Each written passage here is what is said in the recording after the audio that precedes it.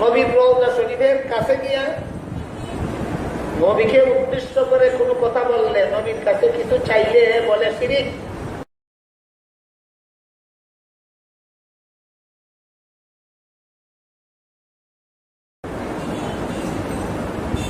শিরিক বলে ফতোয়াবাদী করা এই চরমপন্থী লামাযাবিদের কুস্বভাবে পরিণত হয়। চোখে রঙিন চশমা লাগাইলে যেমন জগৎটাকেই রঙিন দেখা যায়, এদের অন্তরের চোখে কুহুরি আর সিরিকির চশমা লাগাইছে। এরা সব কিছুকেই কুহুরি এবং সিরিকি দেখে। চরমপন্থী লামাযাবিরা রাসূলের রওজা শরীফে গিয়া রাসূলকে সম্বোধন করে দুরূদ শরীফ পড়বে, রাসূলকে সম্বোধন করে সালাম দিলে, রাসূলকে সম্বোধন করে কোনো কথা বললে যে শিরিক বলে, এইটার উপর আলোচনা। রাসূলকে আসসালাতু আসসালামু আলাইকা ইয়া রাসূলুল্লাহ, দুরূদ এবং সালাম আপনার প্রতি, ওগো আল্লাহর রাসূল,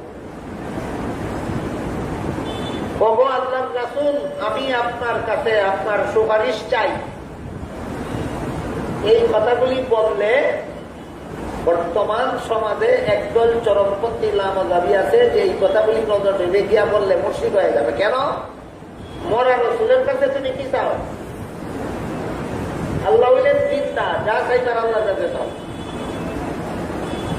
এইটা হইল এদের ভ্রান্ত মতবাদ।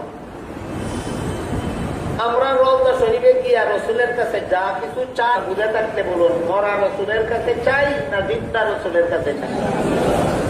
এই হইল আহলে সুন্নাত ওয়াল জামাত। যে আল্লাহর কাছে আপনি আমার জন্য একটু দোয়া চান। এটা দু ধরনের, একটা হলো জীবিত কারোর কাছে দোয়া চাওয়া, এটা বৈধ। আর একটা মৃত কারোর কাছে দোয়া চাওয়া, এটা সম্পূর্ণ অবৈধ। দুটো কারণে। আমাদের দেশে একটা প্রচলিত কথা আছে যে অলিগণ মরেন না, আউলিয়া আল্লাহ লা ইয়ামুতুন। এটা হাদিস নয়, এটা কোন হাদিসের কিতাবে কোথাও নেই, এবং মুহাদ্দিসিনগণ নিশ্চিত করেছেন যে এটা জাল এবং বানোয়াট কথা। আল্লামা রুহুল আমিন আমাদের ভারতের ফুরফা শরীফের খুব প্রসিদ্ধ আলেম, তিনি তার বইয়ে লিখেছেন যে এটা শুধু জালই নয়, এটা কোরআনের সাথে কন্ট্রাডিক্টরি, সাংঘর্ষিক। আল্লাহ কোরআনে বলেছেন ইন্নাকা মাইয়াতুন ওয়া ইন্নাহুম মাইয়াতুন, আপনিও মৃত্যুবরণ করবেন, সবাই মৃত্যুবরণ করবে।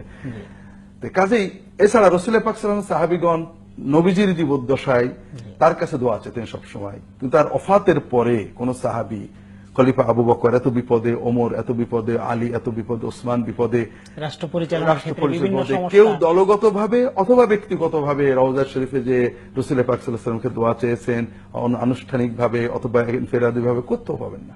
দোয়া চাওয়া বলতে ইয়া রাসূলুল্লাহ আপনি আমার চাহিদা দোয়া করেন, এটাও চাহিদা মিটিয়ে দেন, এটা তো নাই। এটা তোমরা দ্বিতীয় পর্যায়ে আসবে। একটা হলো ইয়ার জীবিত একজন মানুষের হুজুর আমার জন্য দোয়া করেন, এটা বৈধ।